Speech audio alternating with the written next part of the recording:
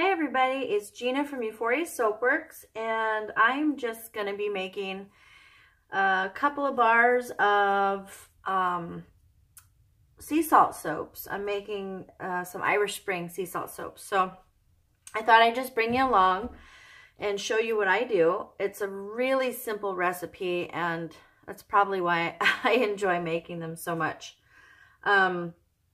I will list the recipe in the description box, so you can try that for yourself.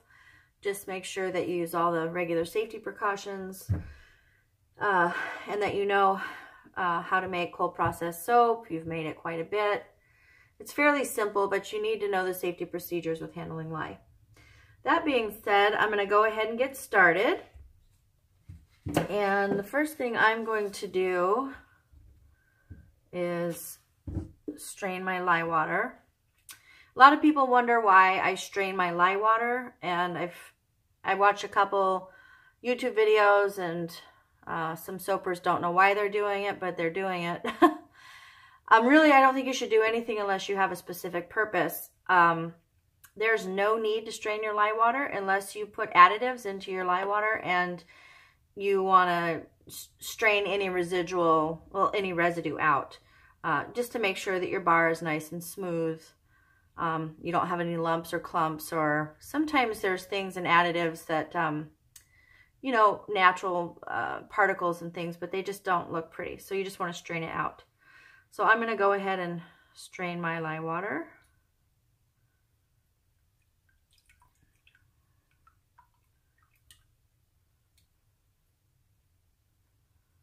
And again, this is totally up to you whether you want to do it or not. I don't know if you can see what's in my strainer, but there is some residue, and I just don't like that getting into my soap. Although if it does, it's not going to cause a problem. It's just a personal preference. So with this simple recipe, I've had a lot of people say, hey, I make salt bars, but I don't know how you keep your trays from accelerating, and how do you keep it so fluid? And I'll tell you the simple secret to keeping your batter fluid, whether it's for sea salt bars or any other soap that you choose to do, is to make sure that you're not soaping with oils that have a tendency to accelerate trays quickly, like castor oil. It's a wonderful oil, but you want to use it in small amounts. The higher percentages that you use castor oil, you're going to see some serious acceleration going on. Besides that, I've found, and this is just personally with me and my recipe, that castor oil has a tendency to make my lather really dense and tight. And I don't care for that. I want a looser, fluffy, bubbly, creamy, rich lather. So I use no more than 5% castor oil in my recipes. And that's just a personal thing. There's nothing wrong with it if you use more. Everybody has their personal choice as to how they like their lather and what recipe they choose to use. So that's just my choice. The other thing is, I recommend soaping at cool temperatures, and I mean about 85 degrees. I find that to be the best for me in my area. My oils don't seem to try to re-solidify yet, but it's cool enough that my trace is, I don't achieve trace very quickly. My batter is very loose and fluid, and I can do whatever I want with it. The only time I would recommend soaping at higher temperatures is if you need buildable layers. So if you need, if you're making a layered soap, and say you want to do mica lines or something, and you need the bottom layer to support the next layer, then I recommend soaping at a higher temperature. That way, you don't have to blend quite so hard or so long. So there's just a couple little tips I thought I'd throw in there. The next thing I'm going to do is add some organic heavy cream. I like to add this to my, you can add it anytime. You can add it to your oils. You can add it, I don't recommend adding it straight to your lye water, but you can add it after you've added your lye. It really doesn't matter as long as you're not adding it directly to your lye water. And I don't recommend adding any milks to your lye water unless you're doing full milk. So if you're soaping with no water and you just decide to do, say, a goat's milk soap and you're doing full milk, then great. You know, you'll probably have to freeze your milk so it doesn't scorch. Otherwise, I recommend doing 50-50 lye solution and the remainder being your milk. That seems to work best for me. You have no scorching problems.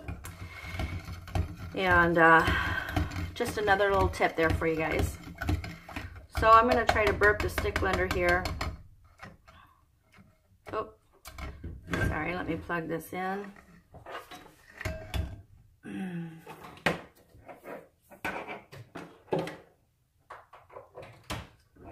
All right, here we go.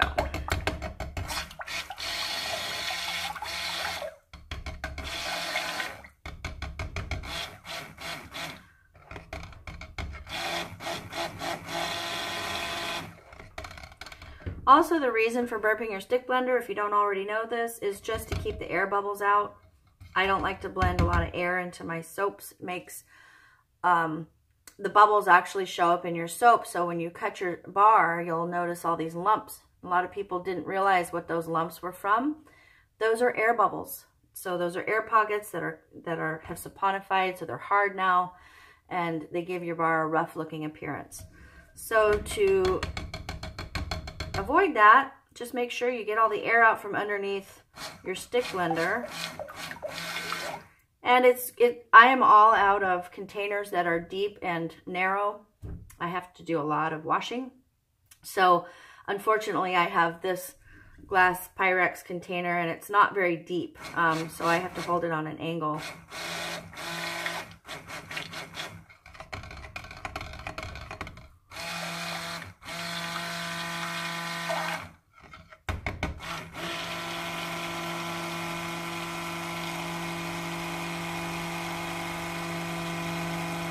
You can see how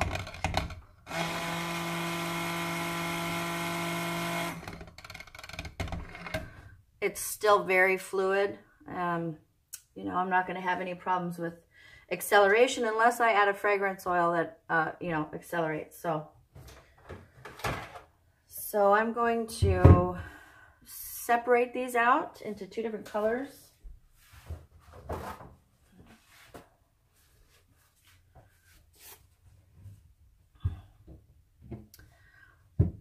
I'm making, if I didn't already tell you, I'm making Irish Spring sea salt bars. So I want to have the base be kind of a lightish green, and then I want to add some white and dark green ITP swirl. So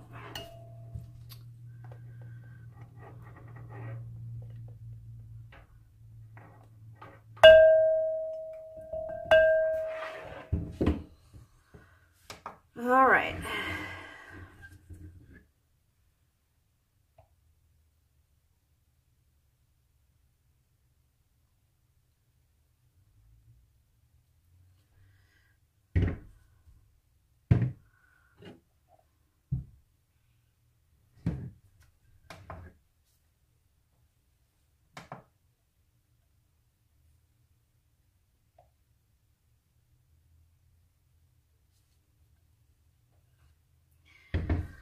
One thing I've found is when you're mixing colors and you want to do an in-the-pot swirl, it's oftentimes you think you need more soap than you actually need for your separate colors.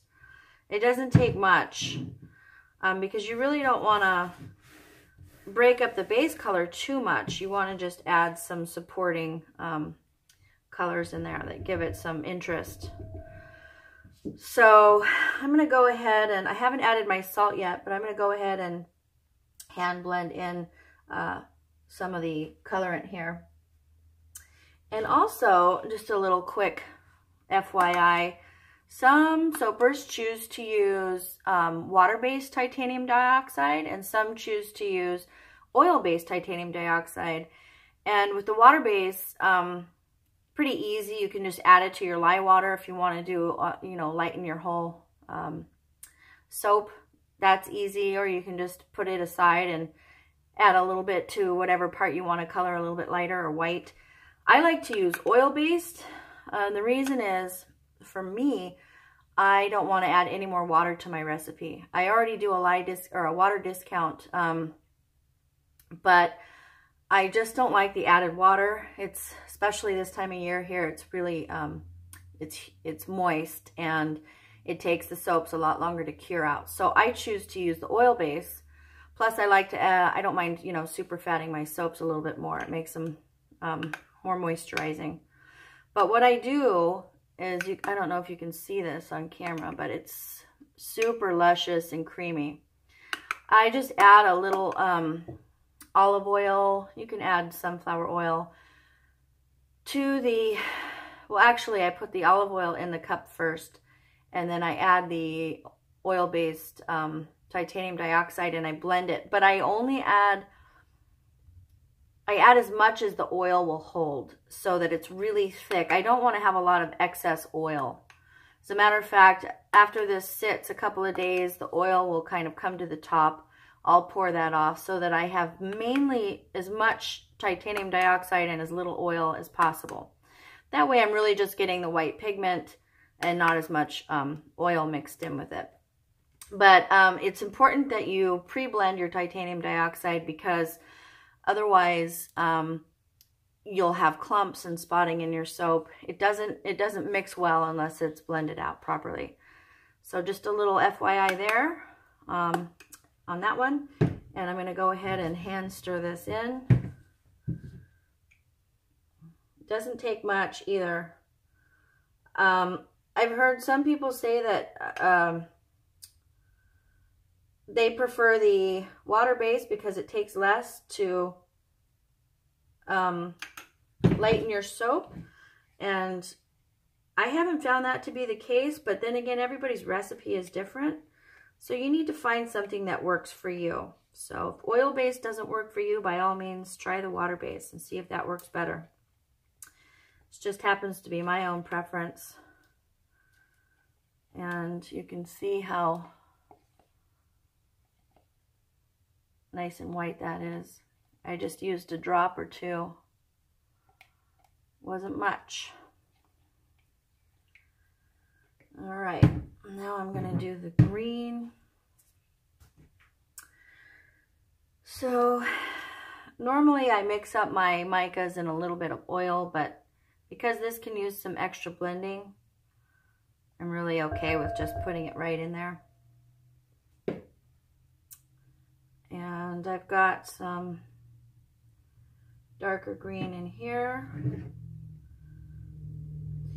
Another thing I do is, if I have a shallow container, I don't ever try to stick blend the soap, because all you're going to get is air bubbles if you don't have enough product in there, enough soap.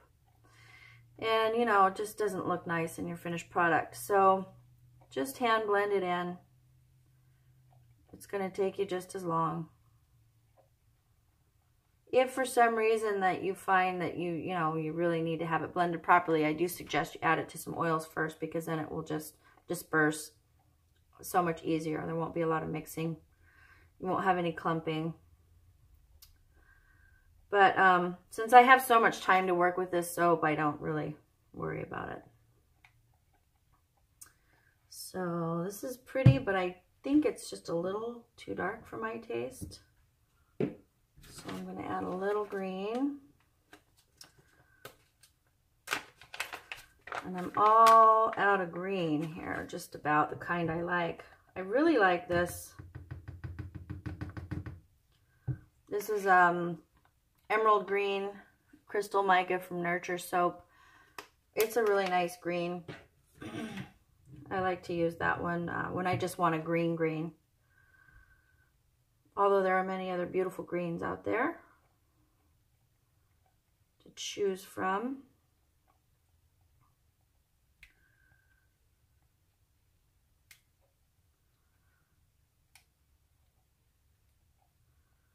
Yeah, you can see there's just a little bit of clumping, and I just have to rub that out against the side of the container. Ooh, it's pretty. All right, we'll set that aside and continue on here.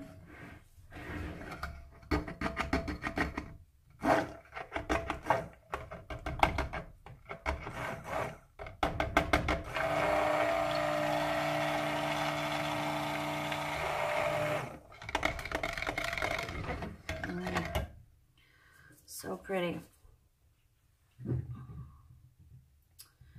All right, I think it's just about time to add in the fragrance. I think I'm going to do a little more crystal green in this one.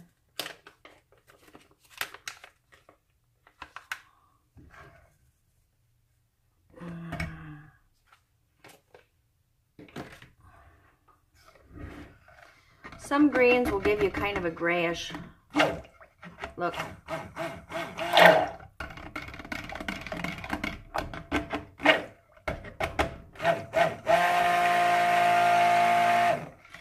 And some will be a beautiful, vibrant green. So,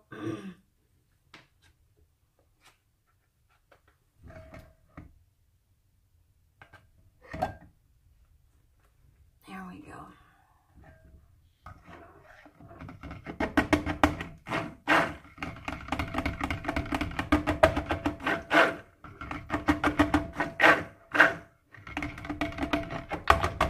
It's got a lot of, oh my God, a lot of,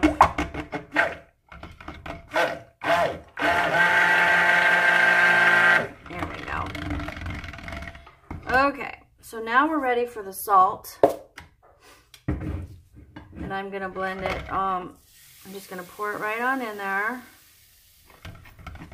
I'm going to add a little bit to these two.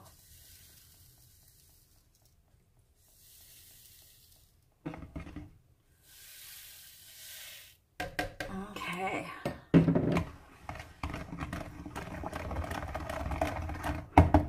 Also,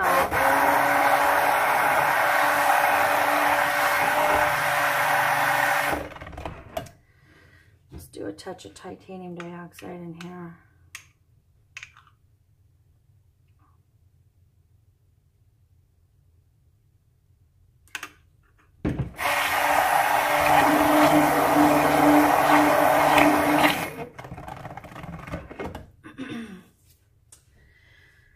The other thing is,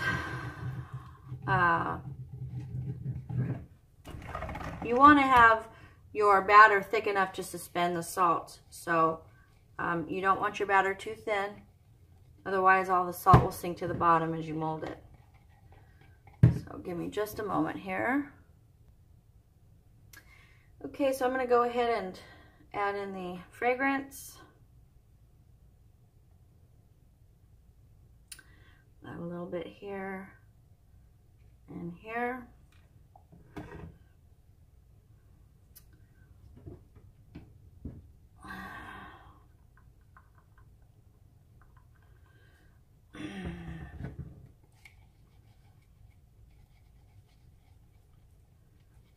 Okay, that one's ready.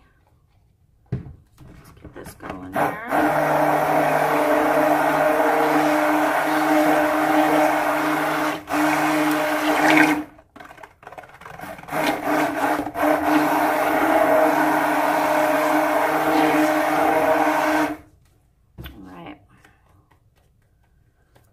Smells so good. It's so fresh.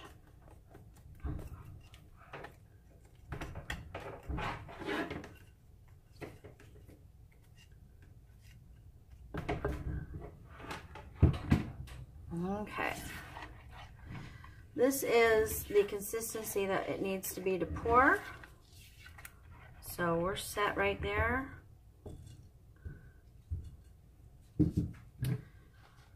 Just gonna go ahead and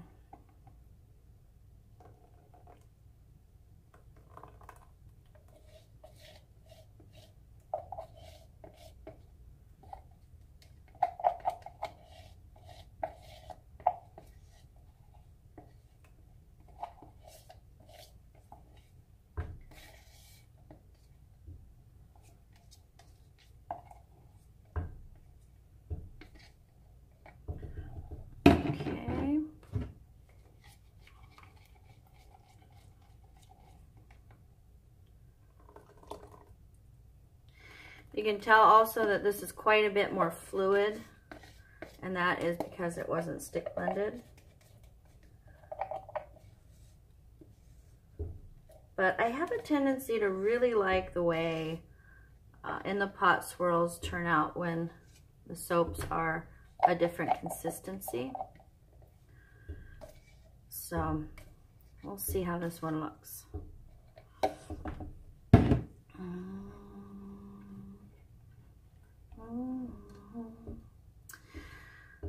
Sorry if I'm humming, I do that a lot. All right, here we go.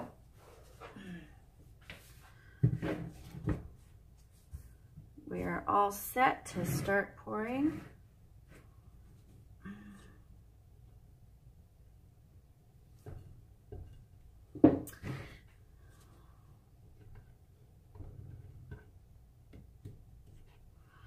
I don't want it as defined as it could be. I want it to be more of a mottled kind of a green, and here we go.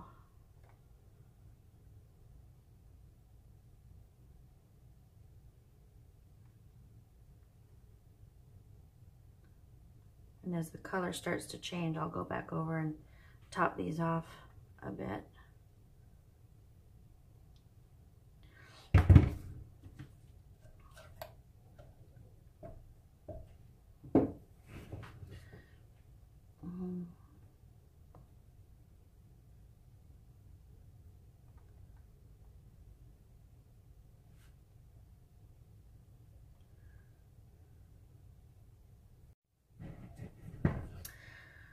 For some reason, my camera decided to stop, so it does that from time to time.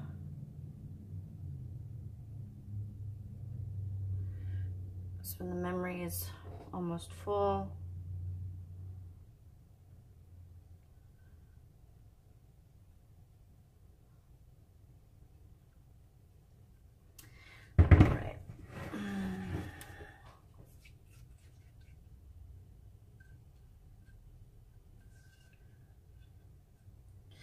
Here we've got that nice green color.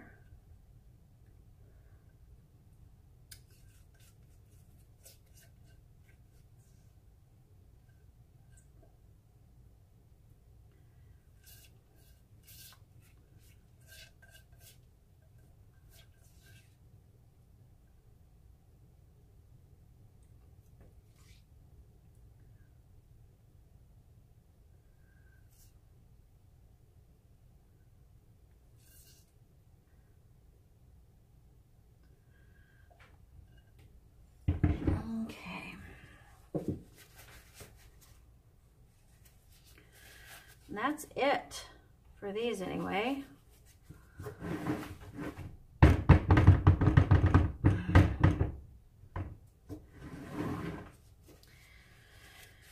And then I will probably top them with a little sea salt. I like to put a little extra sea salt on these because I have found in the shower that I like to have a rough side and a smoother side, because if I want to exfoliate my heels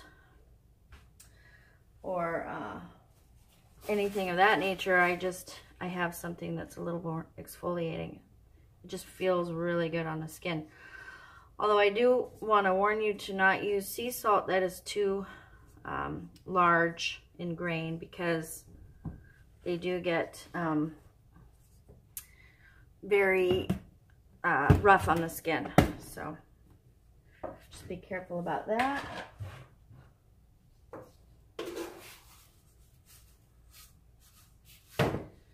Okay.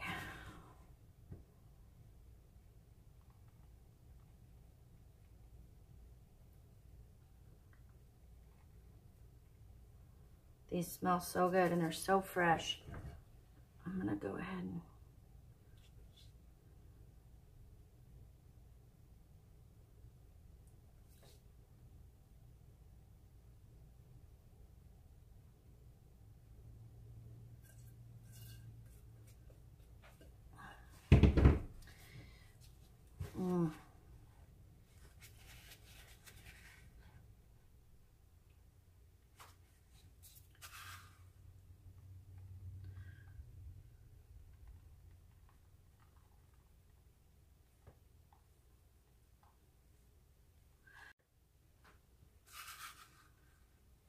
think my camera stopped again, but I'm just putting sea salt. This is medium grain sea salt.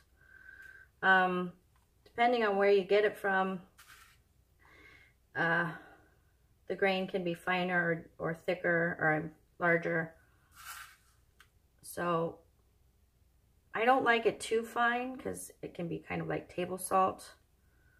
And you don't want that. But you want it to have a little bit of, can you see that? A little bit of coarseness, but not too coarse, because you don't want to peel all the layers of your skin off, of course, in the shower.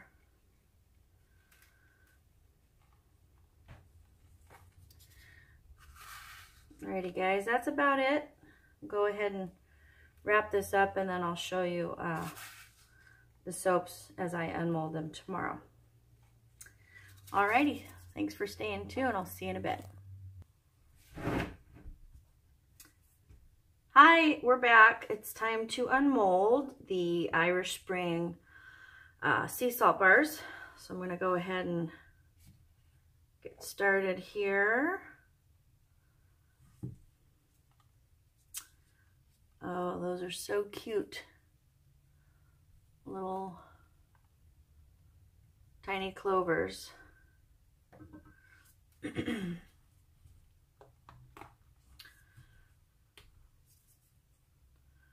I just love these salt bars. They're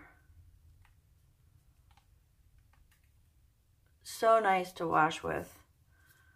And the ones that I have previously made have such a beautiful lather.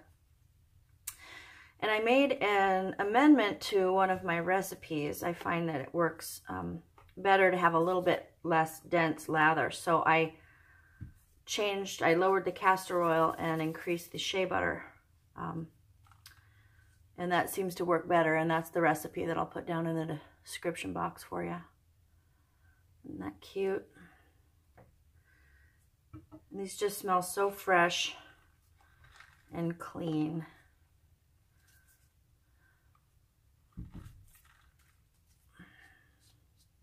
And so as these, as you're washing with these ones, you'll start to see the different layers of colors coming through, which I think is kind of cool.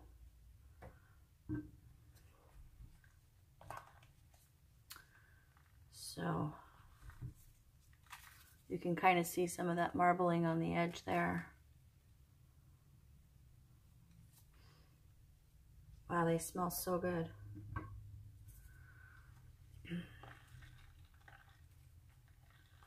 I love doing salt bars in these silicone molds because they, salt bars firm up nicely. I'll show you the sea salt on top. And the silicone molds make them really easy to just pop out. They don't stick. Like some soap recipes, you can have a hard time getting out of silicone molds. And one thing I learned is that you want to have a thin, flexible silicone if you're using a silicone mold. The thicker they are and the more rigid they are, the more difficulty you're going to have